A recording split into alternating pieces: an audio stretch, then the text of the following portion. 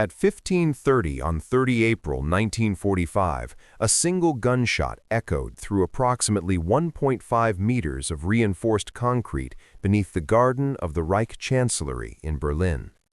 What followed in those last 48 hours inside the Führer bunker was not only the death of a man, but the collapse of a command system that had once directed millions across a continent. The problem that created the bunker began years earlier, long before Soviet artillery began to walk shells across the Wilhelmstrasse. After the first British bombing raids on Berlin in 1940, the leadership of the Third Reich concluded that a hardened command shelter was necessary beneath the old and new Reich Chancellery complex. A lesser-known design compromise defined the structure. The deeper Führer bunker, completed in 1944, was connected to the older Ruhr bunker by a narrow stairwell rather than a broad corridor, limiting rapid movement of personnel, but increasing structural isolation in case of collapse. The parents of the bunker were not only engineers of the Organisation Todt, but the doctrine of centralized command that had grown more rigid with each year of war. Construction began in stages. The first air raid shelter under the Reich Chancellery, dated to 1936, expanded significantly in 1943 and 1944 as Allied bombing intensified. A lesser-known production issue affected the final phase of construction. Shortages of high-grade steel reinforcement bars in late 1944 forced substitution with mixed batches, though overall wall thickness, up to 4 meters in some sections, remained formidable. The bunker complex ultimately contained around 30 small rooms, with ceilings roughly 2.2 meters high, creating a low, oppressive geometry. The bunker lived beneath Berlin, but Berlin, by April 1945, was a battlefield. By 16 April, the Red Army had launched the Battle of the Seelow Heights, and by 25 April, the city was encircled. A lesser-known weather and terrain impact shaped the final defense. Spring thaw and rubble-clogged streets slowed German vehicle movement, reducing the effectiveness of counterattacks and isolating pockets of resistance. The bunker became less a headquarters and more a sealed chamber of denial.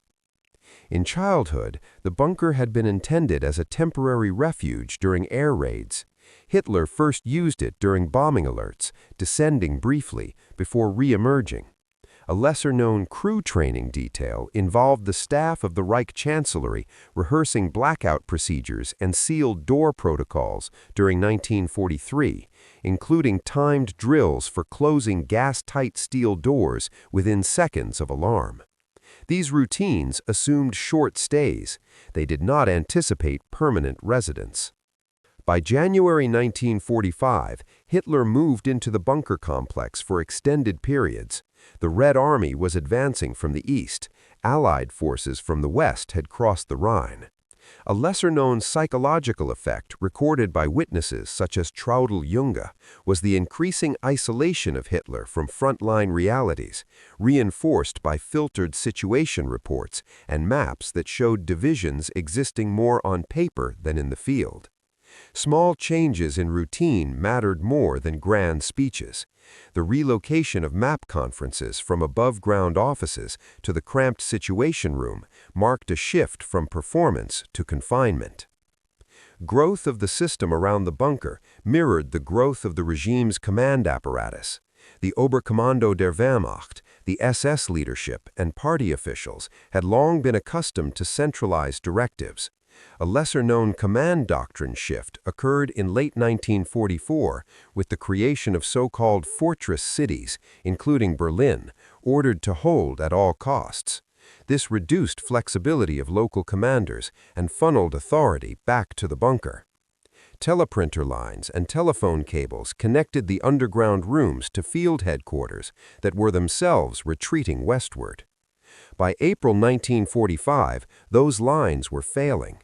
Soviet artillery severed communications repeatedly. A lesser-known supply constraint inside Berlin was ammunition. Volkssturm units defending the city sometimes possessed fewer than 30 rounds per rifle, and anti-tank weapons were scarce compared to the number of Soviet armored vehicles advancing from multiple axes. The bunker received fragmentary reports, often outdated within hours. On 28 April, news reached the bunker that Heinrich Himmler had attempted to negotiate surrender terms with the Western Allies through Swedish intermediaries. A lesser-known countermeasure by Hitler in response was the immediate order of arrest of Himmler and the stripping of his titles, though enforcement was largely symbolic, given the collapse of communications and territorial control. Rage replaced calculation. The peak of fear within the bunker occurred as Soviet forces closed to within a few hundred meters of the Reich Chancellery. By 16 April, artillery impacts shook dust from ceilings.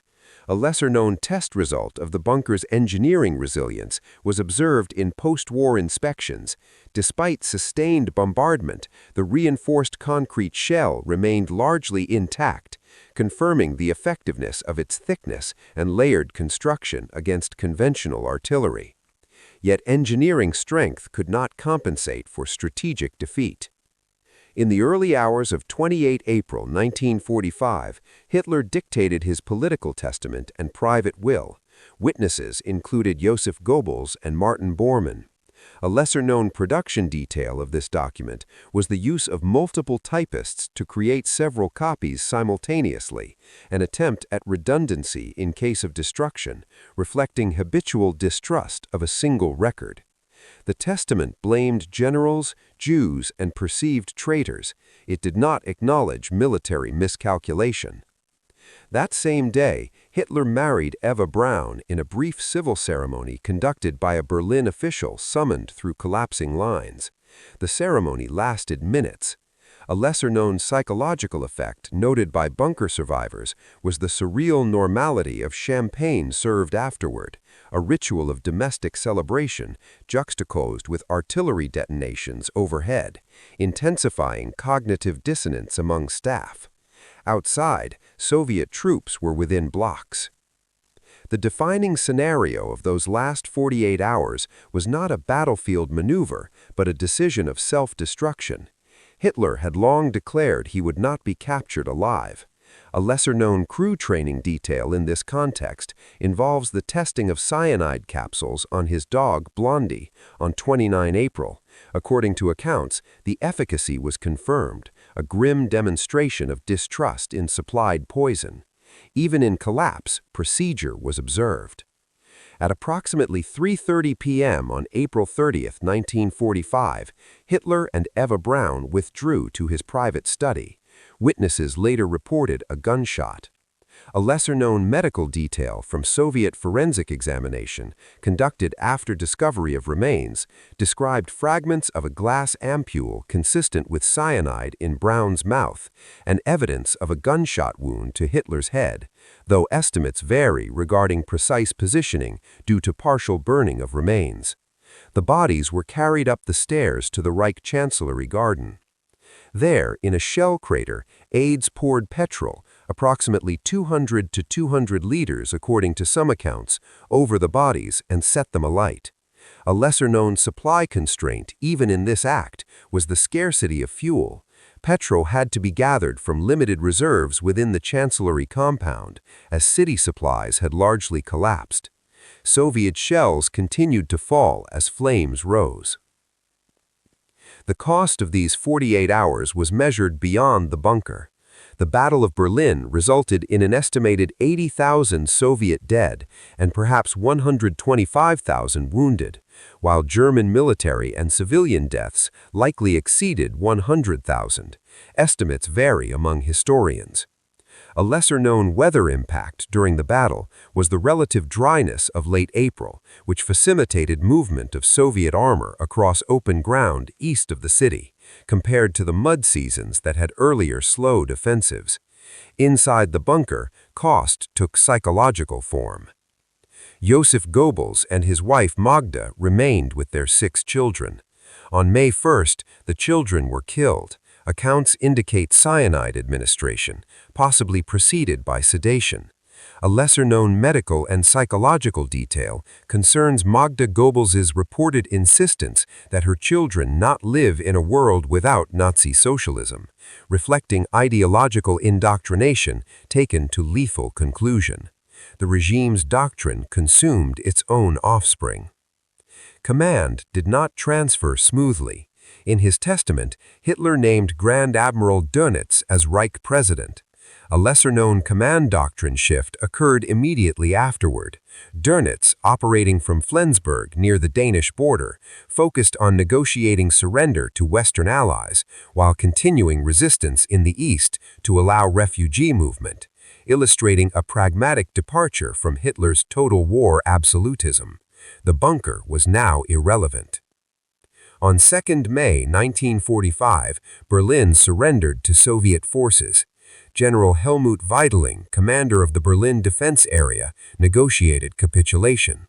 A lesser-known battlefield improvisation during By the morning of 1 May 1945, fewer than 20 Corps staff remained inside the lower level of the Führer bunker, and most of them understood that the structure above their heads no longer represented a capital, but a ruin. The life of those last 48 hours did not end with the gunshot of 30 April. It continued in the fragmentation of authority, the mechanics of escape, and the controlled erasure of evidence. The problem after 1530 on 30 April was succession under artillery fire. Hitler's testament had designated Karl Dönitz as Reich president and Joseph Goebbels as Reich chancellor, dividing offices that had once been fused. A lesser-known command doctrine shift in that moment was the immediate prioritization by Dönitz of partial surrender to Western forces, with explicit instructions to continue resistance against the Red Army to facilitate evacuation of civilians and troops from the east, an operational objective measured in days, not victory. Authority had moved north to Flensburg, but Berlin still had to decide how to die. Inside the bunker, Martin Bormann attempted to transmit copies of the testament via radio. Communications were intermittent. A lesser-known supply constraint shaped that effort. By late April, functional long-range radio equipment in central Berlin was limited, and power fluctuations from damaged infrastructure forced reliance on backup generators with finite fuel reserves. Messages went out in fragments. Joseph Goebbels briefly assumed the role of head of government within Berlin. His options were constrained to negotiation or annihilation. A lesser-known psychological effect observed by witnesses was the oscillation between fatalistic calm and sudden intensity in Goebbels' demeanor during 30 April and 1 May, behavior consistent with acute stress response under siege conditions. Outside, Soviet infantry were within a few hundred meters of the Reich Chancellery complex. General Helmut Weidling, commander of the Berlin defense area, had already informed Hitler on 30 April that ammunition stocks would be exhausted within hours in several sectors. Estimates vary, but some Volkssturm units purportedly possessed fewer than 10 rounds per man by 1 May. A lesser-known battlefield improvisation during the final breakout attempts that night involved the formation of small groups of 20 to 30 men moving through subway tunnels and cratered streets, using darkness and debris as cover rather than organized columns. Command dissolved into clusters. Shortly after midnight on 1 May, Goebbels dictated a letter to Soviet commander General Vasily Chuikov proposing a ceasefire. The letter was delivered under a white flag.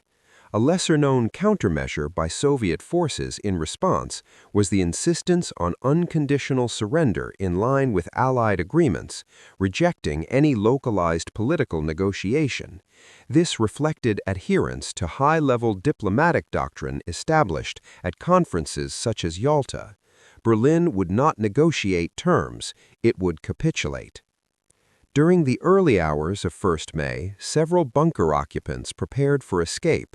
SS adjutant Otto Günsche and others organized groups. A lesser-known crew training detail relevant here was the prior issuance of detailed identity papers and cover stories to certain officials in anticipation of possible flight, including alternative uniforms without insignia to avoid immediate identification if captured. Preparation for defeat had been quietly embedded in procedure. Magda and Joseph Goebbels remained below. Sometime in the afternoon of 1st May, their 6 children were killed in their sleep. The precise sequence remains disputed. Estimates vary regarding sedation and administration of cyanide. A lesser-known medical detail from post-war forensic accounts suggests signs consistent with crushing of glass ampules in the mouth, similar to the method used by Eva Braun, indicating reliance on the same chemical means tested days earlier. Ideology concluded in a bedroom. Later that evening, Joseph and Magda Goebbels went into the garden. Accounts differ on whether Goebbels shot his wife before killing himself or whether both used poison. Soviet reports initially described gunshot wounds, while later testimony emphasized cyanide. A lesser-known production issue complicating forensic certainty was the partial burning of bodies with limited petrol, resulting in incomplete remains that hindered definitive reconstruction of exact cause of death. The garden had become a cremation ground under shell fire. Martin Bormann attempted escape that night with a group moving northwest toward the Lehrter Bahnhof rail station. His fate remained uncertain for decades until remains identified in 1972 were confirmed by DNA testing in 1998.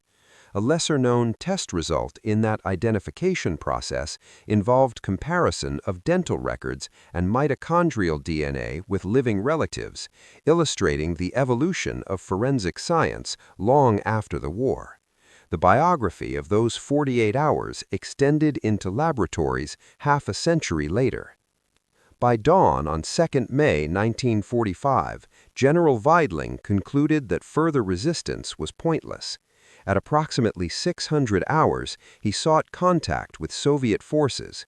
A lesser-known command doctrine shift evident in his action was the unilateral decision to surrender without centralized approval from Flensburg, reflecting the collapse of vertical authority and the emergence of local responsibility under catastrophic conditions. Around 800 hours, Berlin's defenders began laying down arms. Soviet troops entered the Reich Chancellery complex later that day. The bunker was searched room by room. A lesser-known weather and terrain impact shaped that search. Accumulated groundwater seepage and damage to pumps had left portions of the lower corridors damp, complicating movement and preservation of documents in the humid underground environment. The physical state of the bunker mirrored institutional decay. Soviet security units of SMERSH took charge of the site. Interrogations of captured staff began almost immediately. A lesser-known psychological effect reported in interrogation transcripts was the rapid shift by some former officials from ideological rhetoric to technical description of routines, ventilation schedules, meal times, map conferences, suggesting cognitive distancing as a coping mechanism. Bureaucratic language survived ideological collapse. The remains believed to be Hitler's and Eva Braun's were exhumed, examined, and reburied multiple times by Soviet authorities. Exact sequences remain partially classified. Estimates vary in some archival details. A lesser-known countermeasure implemented by Soviet leadership was the deliberate secrecy surrounding the fate of the remains, intended to prevent martyrdom narratives and to retain strategic ambiguity in early Cold War politics. Absence became policy. Above ground, Berlin was divided into occupation sectors. By July 1945, Allied forces had formalized control zones. A lesser-known supply constraint in immediate post-war Berlin was food. Daily rations for civilians in summer 1945 sometimes fell below 1,500 calories per person, contributing to malnutrition and black market activity, conditions that framed memory of the bunker not as theater but as prelude to hardship. The city had to survive before it could remember. The old age of the bunker as a physical structure involved neglect and partial demolition. In 1947 and 1948, Soviet authorities attempted to destroy portions with explosives, but the thickness of reinforced concrete limited success.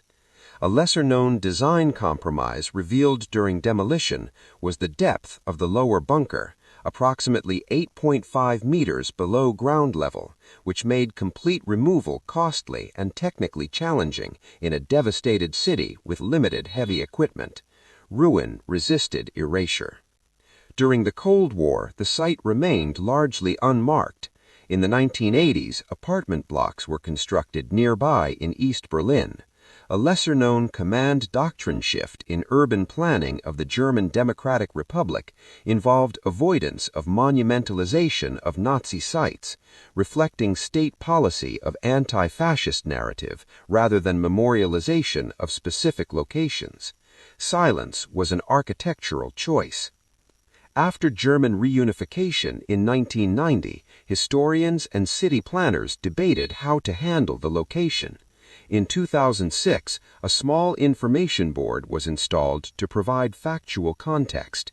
A lesser-known psychological inheritance identified by scholars of memory culture concerns the tension between transparency and prevention of extremist pilgrimage, shaping minimalist commemoration strategies. Education replaced spectacle. The legacy of those final 48 hours influenced military thought beyond Germany. Hardened underground command centers became standard features of Cold War planning in multiple countries.